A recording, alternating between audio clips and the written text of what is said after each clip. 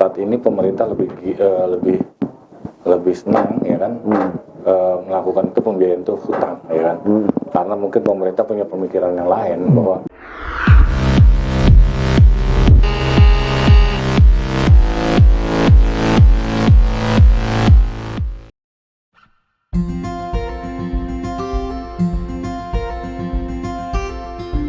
Assalamualaikum warahmatullahi wabarakatuh. Salam sejahtera bagi Sobat Explore semua. Jumpa lagi dengan program kebijakan publik di channel Explore Media. Bersama kita hari ini Bung Amos Suryal. Siap. Apa kabar Bang? Sehat. Dan Pak Antonius Danar, Direktur Eksekutif Strategi Institute. selamat malam. Gimana kabarnya Pak? Oke. Tema hari ini adalah utang luar negeri Indonesia yang terbaru 2021 yang dari World Bank. Bisa kita mulai langsung ya? Silakan. Oke. Ini kan kita sudah punya utang, total utang itu sekitar 6 triliun rupiah kalau dirupiahkan. Memang sebagian besar utang swasta, utang negaranya sendiri cuma sekitar 25%. Sementara di yang terbaru ini kita melakukan penambahan utang sebesar 7 triliun 50 miliar. Kira-kira bisa diberikan gambaran nggak kepada Sobat Explore tentang bagaimana peruntukan, mungkin dimulai dari Bung Antonius tentang bagaimana peruntukannya sih Bang, supaya Sobat Explore tuh tahu gitu, kira-kira emangnya kita tuh ngutang buat apa sih sebenarnya gitu ya kan. Nah, ya, kalau saya sih mungkin nggak mau lihat kasus per kasus ya, dalam artian ngutangnya kapan dan berapa, tapi mau lihat lebih ke secara luas ya. Sebenarnya dalam satu interaksi global atau internasional, hutang, kalau kita lihat skup yang lebih kecil mungkin kalau bisa menghindari hutang itu lebih baik. Tapi mau tidak mau kalau mungkin memang kondisinya sangat dibutuhkan untuk berhutang atau mengambil hutang ya mungkin diperlukan. Tapi bukan di sini bukan kita lihat kita perlu berhutang kita boleh berhutang atau tidak berhutang, tapi lebih dilihat bagaimana peruntukan dari utang tersebut.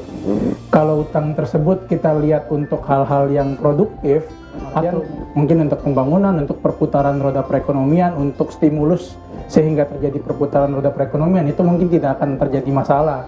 Tapi kalau lebih banyak utang itu digunakan untuk hal-hal yang konsumtif semata, itu yang akan repot. Namun sejatinya kalau untuk hal-hal yang konsumtif pun kita harus lihat lagi nih, harus dipilah-pilah. Tidak semuanya hal konsumtif itu dalam artian kita pukul rata sama. Tapi kalau konsumtifnya itu kayak seperti kalau kita bahas negara kan ada belanja pegawai dan lain sebagainya, itu sebenarnya bisa kita atur untuk lebih proporsional. Proporsional dalam artian begini, ketika berutang untuk belanja pegawai, ini kan untuk stimulus perputaran roda perekonomian. Betul. Nah, pemerintah yang memegang kendali atas seluruh pegawai atau aparatur negara, itu mungkin bisa mengeluarkan sebuah peraturan untuk agar para aparatur negara maupun lembaga-lembaga pemerintahan yang sekarang ada lebih banyak membelanjakan uang atau anggarannya ke sektor-sektor yang UMKM, toko-toko kecil dan lain sebagainya, sejenisnya seperti itu. Nah, ataupun nyata nih perputaran ekonominya untuk mendukung perusahaan-perusahaan ataupun juga UMKM yang selama ini mungkin mengalami kesulitan dalam hal untuk pemasukannya untuk mereka sendiri. Itu sih kalau saya lihat. baik Pak Antoni, kalau misalnya kira-kira dalam APBN itu fungsi pajaknya tuh jadi bagaimana ya kalau kita sudah ada pajak juga tapi ternyata kita juga masih ngutang, terus sementara porsi di APBN dari pajak itu sekitar 80% kan gitu. Mungkin ketika bicara hutang, mungkin saya mau tarik ke belakang sedikit ya. Artinya kan hampir seluruh pemerintahan, baik dari zaman Soeharto sampai Jokowi yang saat ini, hampir semuanya berhutang. Artinya negara belum bisa independen benar-benar untuk memenuhi kebutuhannya. Artinya yang menarik, kenapa sih tentang isu hutang ini sekarang lebih mencuat, mengemuka kan memang ada saat ini kita mengalami situasi dalam pandemi COVID, ya kan, situasi ketika roda perekonomian mandek, situasi ketika perjalanan struktur ekonomi pembangunan mengalami kemacetan, sehingga dibutuhkan bantuan lain untuk memenuhi itu lewat hutang, ya kan. Di sini kita juga melihat ya tadi yang disampaikan bahwa kan kita ada dari pajak, ya kan. Ternyata struktur pajak kita dan pendapatan pajak kita di masa pandemi ini, walaupun pendapatan pajak di tahun lalu 2020 secara target pendapatan meningkat, memang, tapi kan pendapatan sektor lain kan tidak, sektor migas, sektor lain tidak stuck, ya kan. Sektor sektor pariwisata stuck, ya kan. Nah, di situ kan dibutuhkan hutang untuk menutupi kekurangan ini. Inilah peran hutang ini memiliki peran untuk menutupi segala hal yang dibutuhkan pemerintah. Tadi disampaikan prolog yang Bang Parden sampaikan bahwa ternyata yang lebih besar itu swasta, ya kan. Ya, saat ini benar swasta saat ini sedang mengalami kondisi dying, ya kan, antara sektor swasta yang sifatnya dilatar belakangi oleh kinerja negara kan tentunya kan itu sebabnya disebut utang negara, tapi dari sektor swasta, bukan swasta murni seperti misalnya PT ini TBK terus punya utang, enggak kayak gitu ya. Yang disebut sektor swasta dalam postur utang Indonesia. Jadi kira-kira tuh bagaimana sih peruntukannya gitu. Jadi misalnya gini, kita lihat misalnya kemampuan pemerintah untuk membiayai infrastruktur, misalnya jalan tol, ya kan. Saat ini pemerintah lebih senang, ya kan, melakukan itu pembiayaan itu hutang, ya kan. Karena mungkin pemerintah punya pemikiran yang lain bahwa dengan hutang itu maka pemerintah akan mandiri untuk terhadap infrastruktur itu ketimbang mereka menarik investor. Jadi harusnya ada dua metode, ya kan, dua metode atau cara untuk melakukan misalnya pembangunan jalan tol. Senang untuk meminjam hutang dan itu dikerjakan oleh BUMN, ya kan. Ini yang kondisi yang terjadi saat ini, kan. Walaupun benar atau tidaknya, efektif atau tidaknya itu masih debatable, tapi ini melakukan pemerintah. Artinya menurut saya wajar saja ketika hutang itu dipinjam atau kita menarik hutang tapi untuk kebutuhan produktif, tapi jangan sampai hutang diambil untuk kebutuhan konsumsi. Tadi misalnya belanja pegawai, misalnya konsumsi rutin yang lain, ya. Ketika itu terjadi, apakah ya siap-siap saja pemerintah Indonesia akan mengalami kejatuhan ekonomi, kira-kira gitu. Oke, Bung Amos, kira-kira kontribusi BUMN terhadap APBN itu gimana ya? Harusnya BUMN itu lebih dimaksimalkan lagi, dalam artian fungsi dan perannya dimaksimalkan untuk memang ada BUMN tertentu yang difungsikan sebagai servis, ya, dalam artian memberikan pelayanan kepada masyarakat dengan harga dan lain sebagainya yang diatur oleh pemerintah dan perundang-undangan. Tapi lebih daripada itu kan ada juga sektor-sektor BUMN yang sebenarnya dalam tanda kutip difungsikan untuk mencari duit.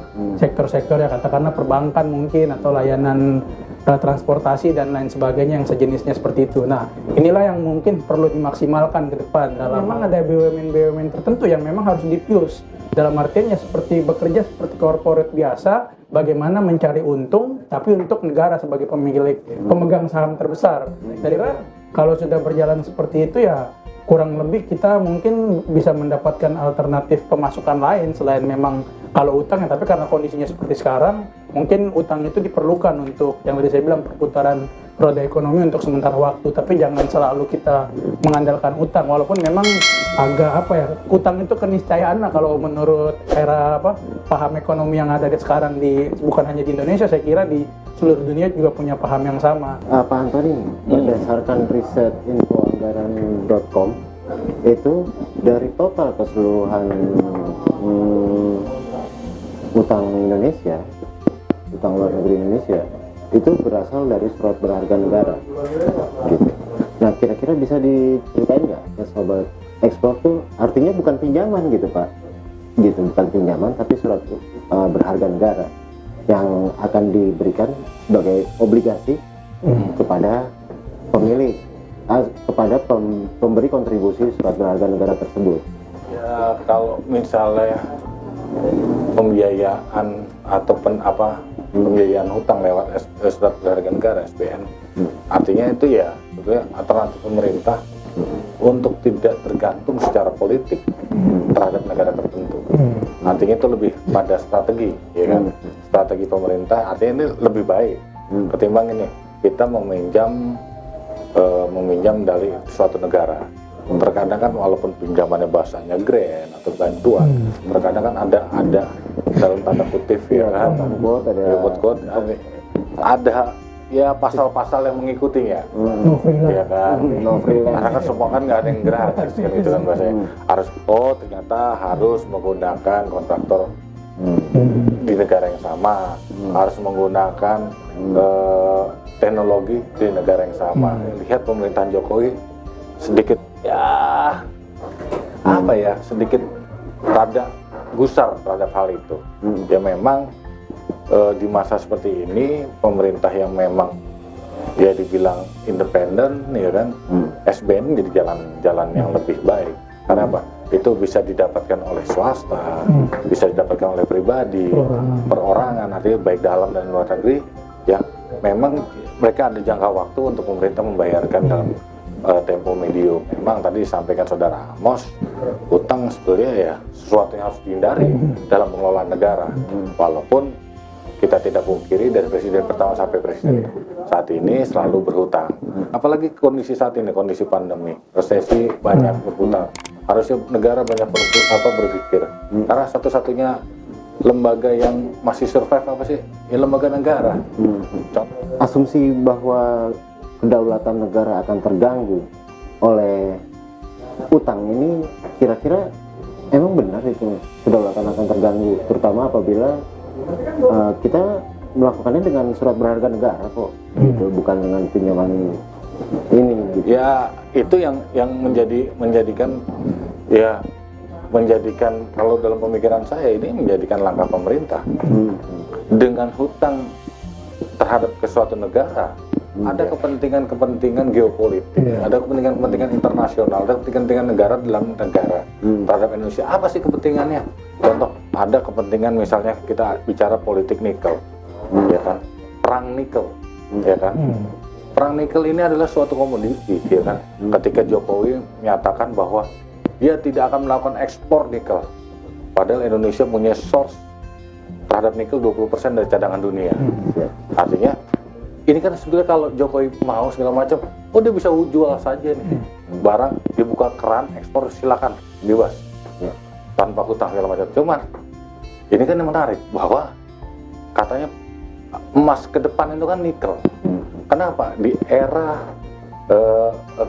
listrik, teknologi ya kan, mobil listrik, teknologi listrik, nikel adalah utama. Itu perang nikel, termasuk perang batu bara, ada perang lainnya kan. Artinya negara tidak mau terjebak seperti itu, sehingga negara berpikir SBN ini yang terbaik, ya kan, tanpa campur tangan ya kekuatan negara terhadap negara. Terakhir nih Bung Amos dan Bung Antoni, masing-masing bisa jawab tentang realisasi anggarannya yang berasal dari utang ini, kira-kira terutama lagi di masa pandemi begini, karena kan ada penyerapan anggaran, ada yang disebut dengan dana desa dan lain sebagainya, itu kira-kira realisasi dan penyerapannya itu benar-benar dirasakan oleh rakyat itu intinya bagi sobat ekspor tuh. Ya karena gini, utang itu kan sesuatu yang sensitif, ya kan, jangankan bicara negara, kehidupan rumah tangga, ketika rumah tangga berhutang aja kan sensitif. Istri kita dengar, bapak kita utang, itu kan sensitif banget gitu kan. Wah, kenapa istri saya lagi hutang gini, nggak hutang sama siapa? Wah, mau pinjaman online, itu kan sensitif. Artinya begitu juga dengan negara. Ya, artinya bagaimana negara menyikapi hutang itu dengan baik. Artinya ada fungsi kontrol terhadap masyarakat, ada fungsi kontrol dari NGO, fungsi kontrol dari LSM, fungsi kontrol dari masyarakat itu sendiri tentang penggunaan hutang. Artinya kita kemarin dengar, kan yang ditakutkan gini, si itu korupsi belum bisa mengeluarkan tas saja, ya kan, dana bantuan sosial masih dikorupsi aja sudah ngutang. Jangan-jangan hutang dipakai untuk memang korupsi. Kan ada informasi yang seperti asumsi liar seperti itu. Artinya ketika hutang itu diambil, langkah hutang diambil, harus ada juga sosialisasi mengenai tentang penggunaan, harus ada sosialisasi tentang apa fungsinya dan bagaimana cara mendapatkannya, bagaimana cara pembayarannya, sehingga asumsi liar itu tidak ada. Karena sebab saya yakin pemerintah yang saat ini ada, saya yakin ya mereka melakukan hutang itu ya buat kepentingan negara dan kepentingan masyarakat. Kira-kira begitu. Mungkin kalau saya gini ya, maksudnya terkait dengan hutang ini, kalau tidak salah ya, mohon maaf kalau saya salah, Jokowi ini milih Menteri Keuangan yang cukup sangat cerdas ya, bukan cukup cerdas. Bu Sri Mulyani ini sangat cerdas. Jadi dulu saya pernah dengar cerita di dalam kelas, Bu Sri Mulyani inilah orang yang menciptakan yang namanya ORI. Salah satu atau dia orang yang menciptakan ORI. ORI itu obligasi retail Indonesia ya, surat berharga negara lah ya. Dalam hal ini mungkin tadi upaya-upaya untuk para pemikir kita di Republik ini, khususnya yang bidang keuangan, itu mungkin sudah memikirkan jauh ketergantungan kepada asing ataupun negara luar atau dan lain sebagainya, ataupun ada motif-motif politik yang lain, itu sudah dipikirkan oleh mereka. Dengan dikeluarkan ORI ini, ya diharapkan bahwa ORI ini gini lah, jadi sistemnya kan masyarakat membantu negaranya. Nah, kalau nggak salah juga ORI seri keberapa itu sudah dikeluarkan. ORI ini kan salah satu upaya negara hutang ke masyarakatnya sendiri dengan harapan tidak ada dalam tanda kutip todongan-todongan politik gitulah dari negara-negara asing. Nah, jadi kalau saya di kata-kata mungkin ini bisa jadi closing statement juga ya, untuk orang-orang yang mungkin mempunyai uang lebih atau kemampuan lebih, mungkin inilah saatnya kita membantu negara kita. Membantu negara dalam hal apa ya, ini kita beli ORI sebanyak-banyaknya, mungkin yang dikeluarkan pemerintah berapa ya, kalau misalnya kita punya uang lebih, apalagi yang tertarik dengan investasi, walaupun kita lihat kondisinya seperti sekarang, tapi mungkin ini menjadi wahana ataupun salah satu wadah untuk kita menolong negara kita agar tidak utang keluar, tapi bisa berutang dari masyarakatnya sendiri. Ya saya ajak sih kalau bisa masyarakat yang punya uang lebih beli ORI yang seri baru keluar ini. Siap. Terima kasih. Bukan buat pesan-pesan. Bukan.